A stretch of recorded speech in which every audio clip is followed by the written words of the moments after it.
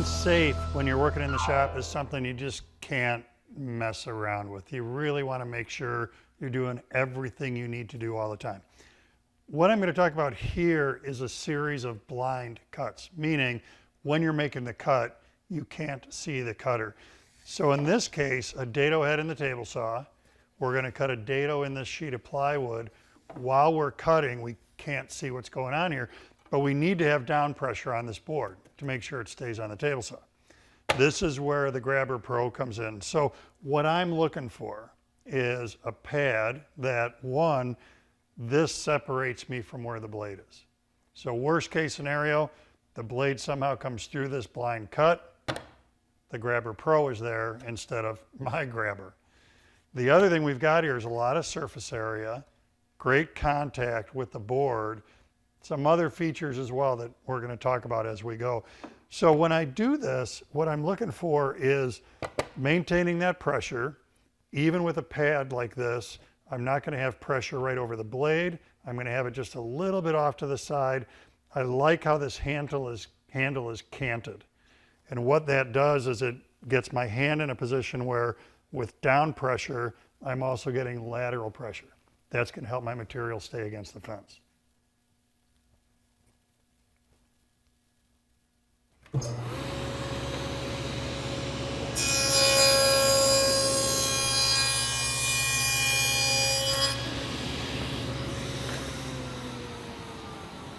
You can see the grip that we have on that material is really good. Now, while we're still here at the table saw, we're going to go look at some other tools. I want to show you another cut that this is very handy for. When you get into a scenario where you want to make really, really thin strips using your table saw equipped with a riving knife, the GrabberPRO is really going to help you out here. We've got a lot going on. We've got a very thin layer here.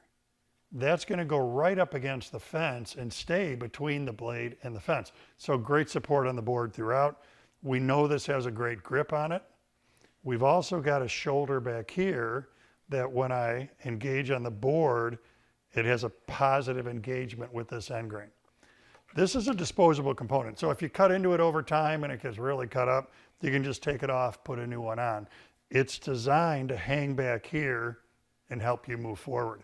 The way this is all going to work is board against the fence, grabber against the fence, engage on that end grain, off we go.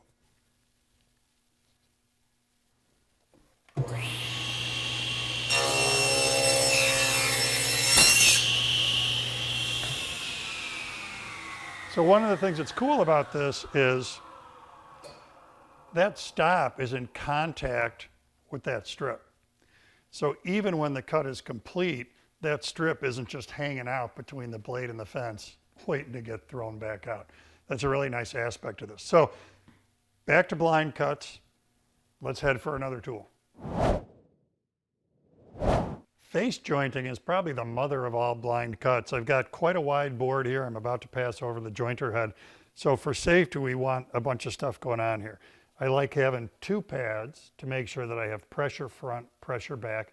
Again, I want to do this with safety gear, not with my hands. The other thing we get out of this is that I'm again retained, engaged against the back end of the board to make sure that's not going to slip forward. So when it all comes together,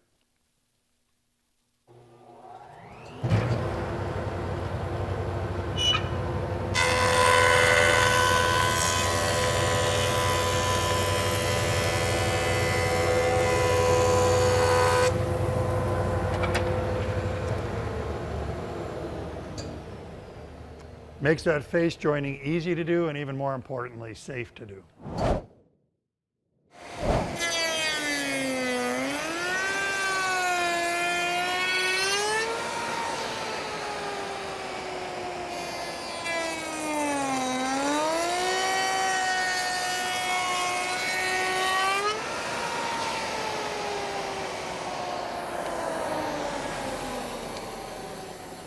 We've certainly got a prevailing theme here, which is cutter below, down pressure above, making a raised panel.